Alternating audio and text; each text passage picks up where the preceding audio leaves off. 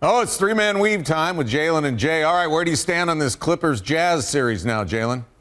Well, Donovan Mitchell left with an injury. Doesn't look like he's going to be serious, but he also was hobbled in the previous game. So if he's not 100% for the rest of the series, I feel like the Clippers will have what it takes to actually come back and win this series. With that being said, it'll be hard-pressed for me to believe the number one team in the league, the Utah Jazz, will get a 2-0 lead and lose 4 out of 5 games. So I still feel like they're in pole position to advance in this series. Well, Neil, the biggest question coming into Game 3 was, where are you, Paul? Where are you, George, right? And Paul, I am right here, George, came to the table when he played tonight.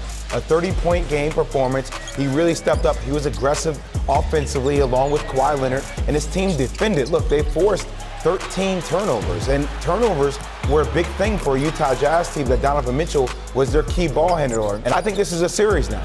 Paul is not dead. Jalen, what did George show you? And is he a superstar or just a well-played player? Well, I've been around this league for a very long time, and I hold tightly to the term superstar. And to me, a superstar means when I have you on my team, we're automatically contending. When LeBron James leaves Cleveland and go to Los Angeles, they're automatically contending. I see him as a superstar. I see Paul George as an all-NBA performer. I see him as a terrific player. I don't necessarily see him as a superstar. For me, they're probably off the top of my head, maybe 8 or 10 superstars in the entire NBA. But I'll say this, Neil, you don't need to be a superstar to win a world championship. You need to be the additive piece that comes to the table and brings a high volume of scoring and being a defensive threat. And this team needs to be defensively what we thought they all could be at the start of last season. And Neil, he plays with a superstar, one that went from Toronto winning a championship to one that went to the Clippers and asked for Paul George to come play with him. That guy's Kawhi Leonard. And that guy also won with the Spurs before he went to Toronto. All right, both you guys went out on a limb and picked the Bucks in Game 3. Are you going to go out on that limb again for Game 4? I'm taking the Nets. I think Kevin Durant responds. I truly feel like the Nets lost the previous game. The Bucks didn't win. And how about this, Neil? The Bucks scored 86 points in Game 2 and lost. They actually scored 86 points in Game 3 and won. To me, that bodes well for the Nets. As much as you want to see the Milwaukee Bucks be able to pull out Game 4 at home, I just don't see it happening, my man. I don't see Joe Harris going 1 of 11 from the field. I think the Nets are too powerful offensively. Game 4 on ABC, that's cross promotion. And the only thing better than recognizing that is recognizing graduation day at Jalen Rose Leadership Academy. I love you, my brother. I appreciate the salute. So far in this series, you see the Jazz, they won all 8 playoff series when leading by 2-0. But Ty Lue has won more than he's lost when he's been down 0-2. Donovan Mitchell, 0 for 3 in the first quarter. First time in his postseason career, he's gone scoreless in the opening quarter. But Mitchell would factor into the game later. Let's go to the second quarter. Mitchell off the floor. The Clippers start to get hot. Paul George, 3-ball. Bang, bang, bang. Clippers up 7. Here comes Mitchell. How about a 3 for him? The Jazz hit 19 threes. Next possession, Mitchell doing it again. He had 16 points in the second quarter, 5 for 9 from 3 for the game. Next possession, though, Kawhi Leonard, give me that. And you take this. Finish puts the Clippers back up 7. A few minutes later, they're up 10. George, playoff P. 6 of 10 from 3 in this game, getting his team fired up. Clippers up 13. Next possession, playoff P again from the Staples Center logo. Second time George has scored 20 or more in the postseason half with the Clippers. Clippers up 15 at the half. George finished with 31 for the game. Fourth quarter, Jazz in transition, but down by 10. They throw it away. Luke Kennard spots up in the corner and knocks it down. The Clippers 19 of 36 from 3. That's 53%. About 7 to play. Jazz down 11. Mitchell drives and misses. You can see he doesn't want to put any pressure on his right leg, and he calls to come off the floor. He would head to the locker room. Remember, that's that right ankle that bothered him late in the season. He missed the last 16 regular season games and Game 1 against Memphis. Another look at it. Doesn't want to put any pressure on that right leg when he lands. He says he's okay. We'll hear from him in just a minute. Mitchell back on the sideline. Quinn Snyder trying to get back out there. Coach wouldn't put him back in. Leonard with another three. He had 34 points, 12 rebounds, 5 assists. Mitchell giving the thumbs up. Clippers win. First question is about Mitchell moving forward. I'm good. That's all I got for you. I'm good. It happened. Situation happened. I feel like I was able to go back, but no need to risk it down 16, 18 at that point. So I'll be fine. They lit him. PG and Kawhi kind of set the tone. PG early, Kawhi late, and that's what we need. From our two best players to be able to do that and set the table for everyone else, and they did. Clips big two. Leonard and George combined for 65, each topping 30. Fourth time that Clippers teammates have each scored 30 in the same playoff game, and those two have now done it twice. Leonard, broad postseason shoulders. Second time in his career, he's averaged 30 points on 55% shooting through 10 playoff games. LeBron James is the only other player to do that in the last 30 seasons. Mitchell with 30 points, but the Clippers defense kept the pressure on him. He was doubled 16 times with the Jazz shooting 39%, turning the ball over 3 times on those plays. To break it down even further, let's bring in Tim Legler now. Tim, it wasn't just the Clippers' defense, it's what they did out of their defense that helped them. Show us how. Yeah, I just think sometimes, Stan, you've got to flip that switch defensively and stop reacting to everything the Jazz are doing and start being proactive. And I thought that's what they were. They were much more active flying to the basketball. They made better reads, scrambling, deflecting, helping each other on penetration. And then the key, when you get those opportunities, let's get it out and let's get something in the open floor. And I thought they did a great job of getting this game separation in the second half. Here's an example. Luke Kennard's a great read. Looks like Rudy Gobert has a dunk. He comes from the weak side of the floor. And then welcome to modern basketball. 3-on-2, what do? Let's fan out for a 3-point shot. That used to be a layup when I played, but now they're going to fan out and Luke Kennard knocks it down, converting offense out of your defense. This is where they were exceptional in this one. Converging on the rim, particularly with Donovan Mitchell's penetration right there. 4 guys in the paint, 3 get in the air.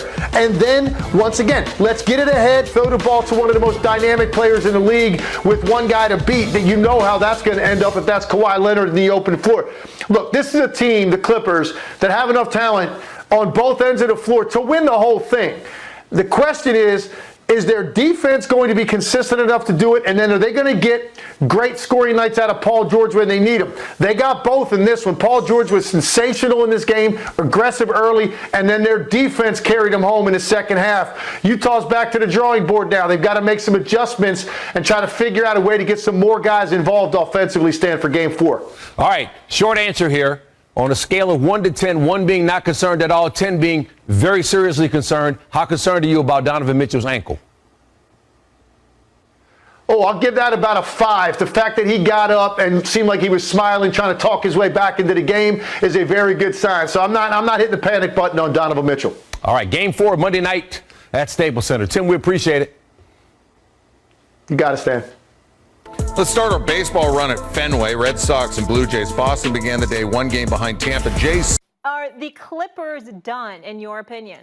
I think they are. I don't think they beat Utah. Well, first of all, it's not fair for me to even say it like that. What I mean is I picked Utah to win this series before it began. So I'm certainly not going to pick them to lose 4 of the next 5 games. Okay. So that's where that comes from.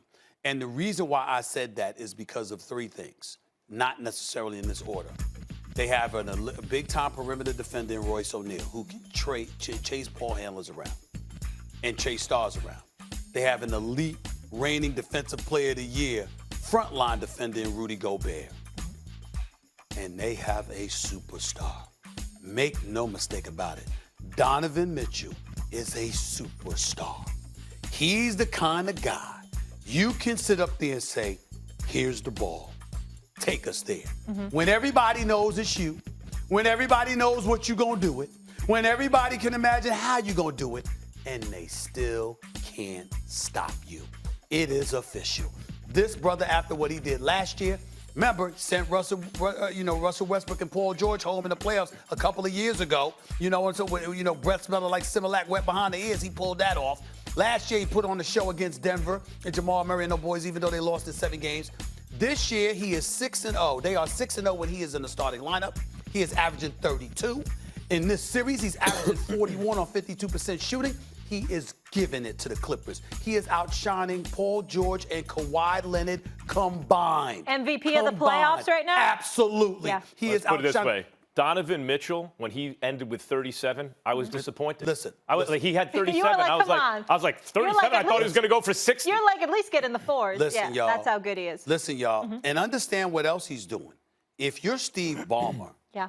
the owner for the billionaire owner, multi-billionaire owner for the Los Angeles Clippers, building a new arena in Inglewood and all of this other stuff. If Donovan Mitchell takes your Clippers out, guess what, Max? Let Kawhi go. Let him walk. Let him exercise his option and go elsewhere. Because now you're talking about your best chances with LeBron James home. You're talking about this is arguably the Clippers' best chance to win the chip. If last year wasn't, certainly this year was. Yeah. And if you don't get it done now you're talking about retooling, rebuilding, trying to establish a culture. You can't establish, as big time as Kawhi Leonard is, you can't establish a culture with a dude that you've got to exercise load management with right, look. so excessively. So I'm just saying. Can they win? I'm just saying, the magnitude of what Donovan Mitchell is doing to these Clippers cannot go unnoticed. And it's certainly not going unnoticed. It's the headline. Yeah. And by the way, Donovan Mitchell, most points, I believe this was before even this last game, to start a playoff career in the first 28 games, whatever it was. MJ, number one, greatest scorer of all time. Wilt, number two, second greatest scorer of all time. I think Donovan Mitchell's now third on that list. MJ, Wilt, Donovan Mitchell. Max, he's already the best player in It's unbelievable. Jazz franchise history. Yeah, ahead of right. Karl Malone and Yeah, John yeah. Stockton. When it counts? Oh, yeah. He's already when better. it counts, yeah. He's already look, better. Look. Over Yes. Malone. Karl Malone and John Stockton. Yes. Stockton. They were never him. Okay. Ever. I just want to make sure everyone's hearing all these bold When takes the that are when happening. the lights We're only shine in the A brightest, block. I agree. Donovan Mitchell's clutch factor is next level. But the Clippers can still win this series. Okay, Sure tell they us can. why. Sure they can. First of all, Stephen A., I have a question for you. Who won the first two games of the Clippers-Mavs series this season? Mavs. Who won the first two games in 2016 of the finals? Cavs-Warriors. First two games of Cavs-Warriors. Who won the series, Clippers-Mavs, this year? Clippers. And who won the Cavs-Warriors series Cavs. after falling down to two? Who was the coach of the Clippers this year and of the Ty Lue. Cavs then? Ty Lue. Yeah. Now, you know what's happening? Do you know why they're losing these games? Great points. They're on the road, okay? And they're getting the brakes beaten off them in the third quarter. What's the third quarter? Coach's quarter. You mean to tell me Ty Lue can't make adjustments? Now, that's on the road. Every series ever played, the road team either does what the home team either does what they're supposed to do and defends home court, right? Or the road team wins a game and it's like, uh-oh, the home team just messed up, right? The Clippers are going to have to win a game on the road. They're going to have to defend home court and win a game on the road. Can they do that? Yes, they can. Do they have the right coach for it? Yes, they do. Furthermore, Bogdanovich outplayed Kawhi Leonard on both ends of the floor last night. How many more times is that going to happen? Kawhi has bad games, all superstars do, but Kawhi is a clutch killer. You think he's going to let Bogdanovich outplay? He didn't let Luka outplay him all of last series. You think Bogdanovich is going to? You're missing the point. Great points notwithstanding, you're still missing it. You see, when you have a superstar like Donovan Mitchell, and he's outshining you as a player, you can come back. But in the end, unlike Luka Doncic, he's got Bogdanovich, he's got Ingles, he's got Jordan Clarkson. They've done it without Mike Conley. That's what's scary. No Mike They've Conley. done it without Mike Conley.